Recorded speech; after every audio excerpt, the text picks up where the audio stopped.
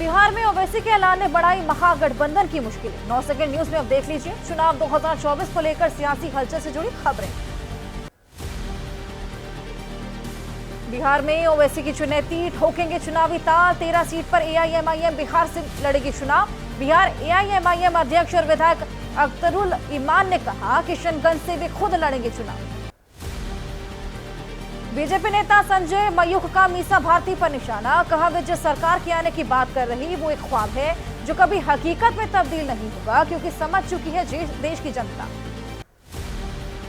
RJD नेता तेजस्वी यादव ने पूछा एनडीए की सरकार बने तो इतने महीने हो गए, कितना काम हुआ? इतने महीने से भाजपा और जेडीयू के लोग सिर्फ हमें ही गाली दे रहे, बताएं बिहार के लिए क्या काम किया? बिहार में महागठबंधन का हिस्सा बने मुकेश सहनी, आरजेडी ने वीआईपी को अपने कोटे से 3 सीटें दी। मोतिहारी, गोपालगंज और झंझारपुर से प्रत्याशी उतारेगी विकासशील इंसान पार्टी। मुकेश सहनी के महागठबंधन में आने पर बोले तेजस्वी, मुकेश सहनी ने अति पिछड़ा समाज के लोगों के लिए काफी संघर्ष किया। हमने देखा बीजेपी ने इनके दल को तोड़ने की कोशिश की। विकासशील इंसान पार्टी के राष्ट्रीय अध्यक्ष मुकेश सहनी ने कहा, हम जब भी चुनाव लड़ते हैं तो एनडीए का होता है बड़ा नुकसान, इस बार भी उन्हें होगा नुकसान। मुकेश सहनी की विकासशील इंसान पार्टी के इंडिया गठबंधन के साथ जुड़ने पर बोले बीजेपी नेता सैयद शहनवाज हुसैन, कहा गलत लोगों से मिलाया हाथ, ये मुकेश सहनी की महाभूल। पटना में जेडीयू नेता विजय चौधरी ने किया दावा, मुकेश सहनी तो इधर भी आना चाहते थे, पूछा उनके आरजेडी के साथ जाने से क्या फर्क पड़ेगा। बिहार में एनडीए की सभी सीटों पर जीत का दावा किया।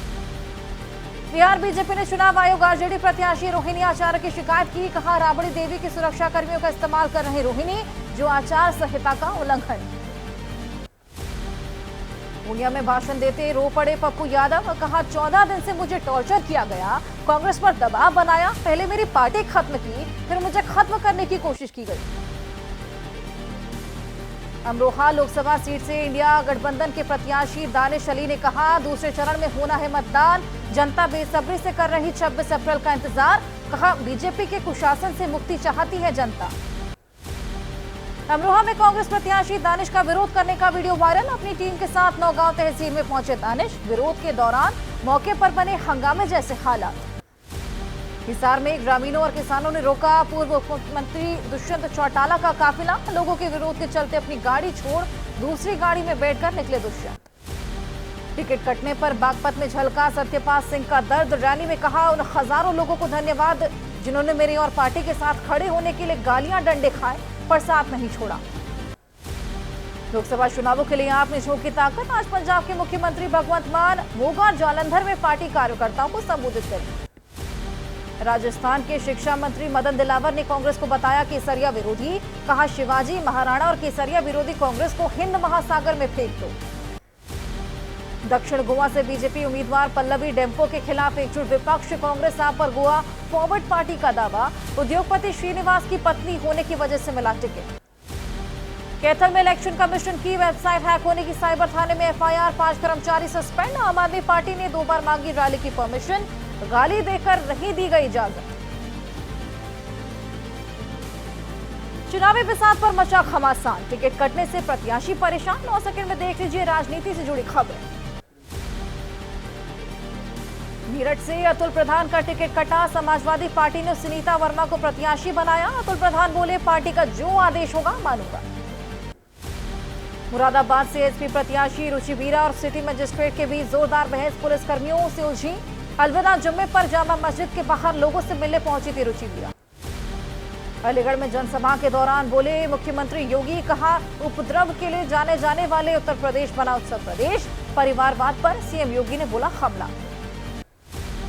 मऊ में वनवासी समाज के लोगों के साथ ओम प्रकाश राजभर ने भोजन किया, कहा जब रामचंद्र जी शबरी के झूठे वीर खा सकते हैं तो मैं भोजन क्यों नहीं कर सकता।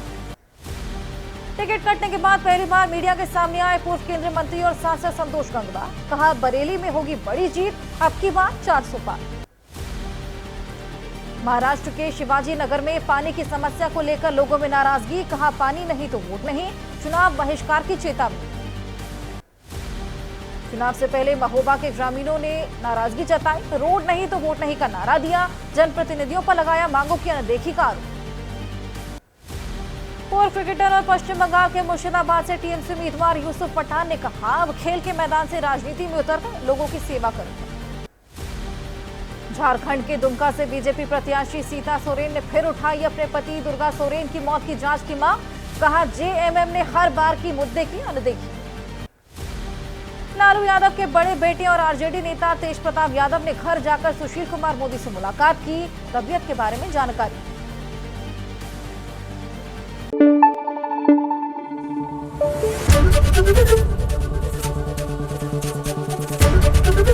एबीपी न्यूज आपको रखे आगे।